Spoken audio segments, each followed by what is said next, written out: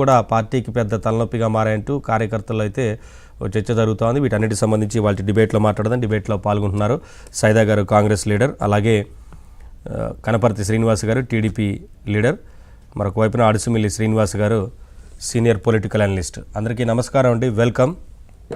ముందుగా సార్ శ్రీనివాస్ గారు, అడుసుమిల్లి గారు, పెద్ద ఎత్తున పార్టీని అంటే లీడర్లు అయితే వీడుతూ ఉన్నారు, నాయకత్వం వీడిపోతుంటే ఎక్కడ పెద్ద పట్టించుకోలేదు జగన్మోహన్ రెడ్డి.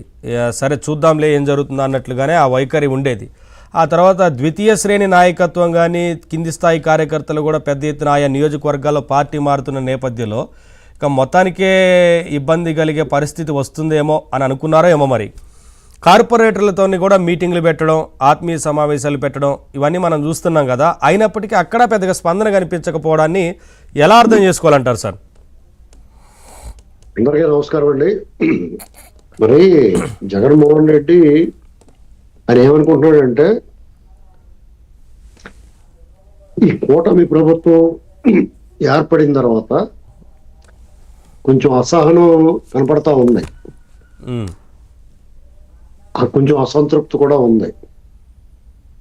అది ఎక్కడ సోషల్ మీడియాలో అలా మెల్లమెల్లగా వాళ్ళకు టీడీపీ కానీ లేకపోతే జనసేన కానీ ఆ కూటమి ప్రభుత్వానికి సంబంధించిన కార్యకర్తలు సానుభూతి పరుల్లో అసంతృప్తి కనిపిస్తుందండి. ఇది సాధారణ ప్రజలతో కూడిన టీడీపీ కార్యకర్తలు వాళ్ళలో ఏ రకంగానూ ఏ రకమైన ఇబ్బంది లేదు. ఇదంతా ఎందుకు కనిపిస్తుందంటే, తెలుగుదేశం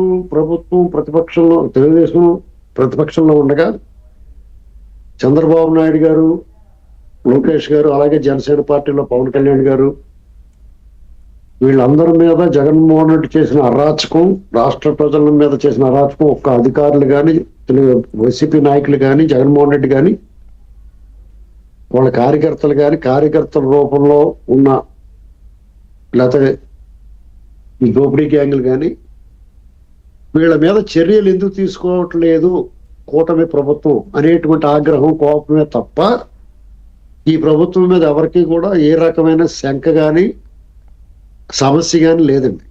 ఎందుకంటే ఫస్ట్ ఆఫ్ ఆల్ ఒకటి చెప్పాల్సింది ఏంటంటే, జగన్మోహన్ రెడ్డి తన ప్రభుత్వం ఏర్పడిన చాలా కొద్ది సమయంలోనే జనాలకు షాక్ తగిలించాడు. కాబట్టి వాళ్ళ జనాల నుంచి రివోల్ట్ వచ్చింది.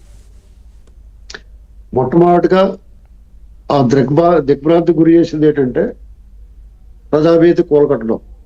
ఒక రకమైన బుద్ధిజీవులు అంటారు కొంచెం సమాజంలో ఎలైట్ పీపుల్ లాంటి వాళ్ళు, ఏంటి ఇతను ఎలా చేస్తున్నాడో అనేటువంటి భావన కలిగించింది మొదటి బీజం అది. తర్వాత అతను ఇసుక పాలసీ, మద్యం పాలసీ, తర్వాత ప్రతిపక్షాల మీద, కార్యకర్తల మీద దాడులు, రక్త గాయాలు, ఊళ్ళు ఖాళీ చేయడం, రోడ్లు కట్టంగా గోడలు కట్టడం, ఇవన్నీ చూసిన తర్వాత మీకు గుర్తుండే ఉంటది, ఆత్మకూరు అని చెలో ఆత్మకూరు పిలిపించాడు చంద్రబాబు నాయుడు గారు.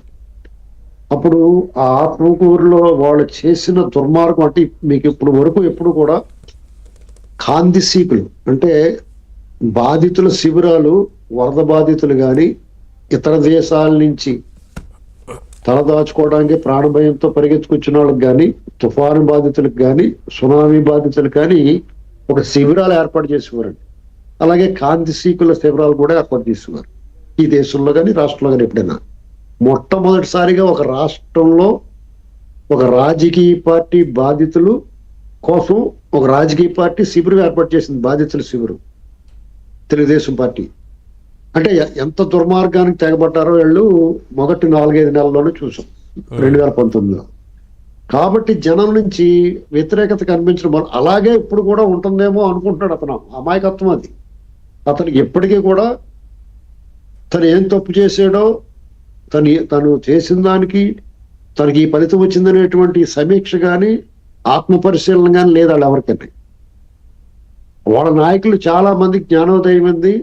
వాళ్ళలో కొంతమంది అప్పుడు ఎన్నికల ముందే చేతులు ఎత్తేసారు, 2-3 ఏళ్ల ముందే చేతులు ఎత్తేసిన ఉన్నారు. తప్పని పరిస్థితుల్లో ఈ శరణ్ నుంచి ఎప్పుడు విడుదలవుతావా అని చెప్పి చూశారు వాళ్ళంతా. తప్పక అతనితో నడిచారు. ఎందుకంటే ఒక దుర్మార్గమైన అరాచక ప్రభుత్వం నడిచింది కాబట్టి.